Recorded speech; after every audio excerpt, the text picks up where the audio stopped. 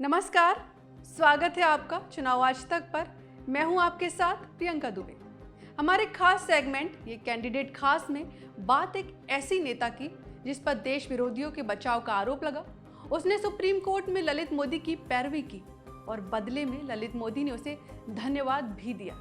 एक ऐसी नेता जिसके लिए बीजेपी ने केंद्रीय मंत्री का टिकट काट दिया और जब वो चुनाव प्रचार में उतरी तो सीधे दिल्ली के मुख्यमंत्री अरविंद केजरीवाल को चुनौती दे दी।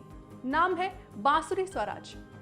बांसुरी स्वराज की सबसे बड़ी पहचान है उनका सुषमा स्वराज की बेटी होना, लेकिन बांसुरी का सियासत में आना किसी पहेली की तरह रहा है। 1982 में दिल्ली में जन्मी बांसुरी की मां राजनीति में थी। इस वजह से उनका बचपन से ही सियासत से लगाव था, लेकिन करियर के लिए उन्होंने वकालत को चुना।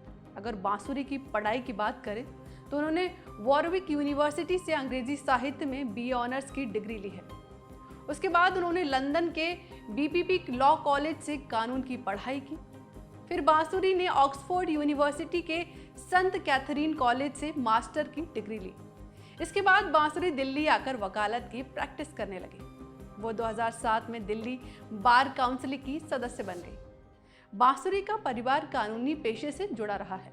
सुषमा स्वराज खुद वकील थी और बांसुरी के पिता कौशल स्वराज भी देश के नामी वकील रहे हैं। स्वराज कौशल देश के सबसे कम उम्र के एडवोकेट जनरल रहे हैं। साथ ही उन्होंने मिजोरम के राज्यपाल के रूप में भी अपनी सेवाएं दी हैं। ऐसे में कहा जा रहा है कि बांसुरी का अब तक सफर भी कुछ हद तक उनकी मां की तरह रहा है। बांसुरी ने कभी अपने परिवार की सियासी रसूख को खुद की राजनीति में आने का रास्ता नहीं बनाया। वकालत के दौरान उन्होंने अपनी एक अलग पहचान बनाई, कई हाई प्रोफाइल लोगों का मुकदमा लड़ा और मजबूती से अपने क्लाइंट का पक्ष रखा। हालांकि इसकी वजह से वो विवादों में भी रही। भगोड़े ललित मोदी के केस की पैरवी को लेकर उन्हें खूब आलोचनाओं का सामना भी करना पड़ा। 2019 का साल बांसुरी के लिए कुछ खास नहीं रहा। इस साल दिल का दौरा पड़ने से उनकी मां सुषमा स्वराज का निधन हो गया। मां के निधन के बाद बांसुरी बिल्कुल अकेली पड़ गई। तब बांसुरी ने खुद ही मां सुषमा स्वराज का अंतिम संस्कार किया। तब अखबारों में एक खबर पहले पन्ने पर छपी थी और लिखा था, बेटी ने निभाया बेटे का फर्ज। बांसुरी का एक भाषण खूब वायरल हुआ था।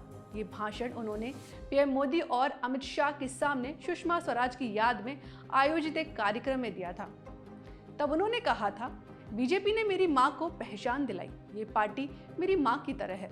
बांसुरी की आधिकारिक तौर पर बीजेपी में पिछले साल एंट्री हुई थी और उन्हें बीजेपी ने दिल्ली इकाई में लीगल सेल का प्रदेश सह संयोजक बनाया। राजनीति में आने के बाद बांसुरी हर मोर्चे पर पहली पंक्ति में दिखने लगी।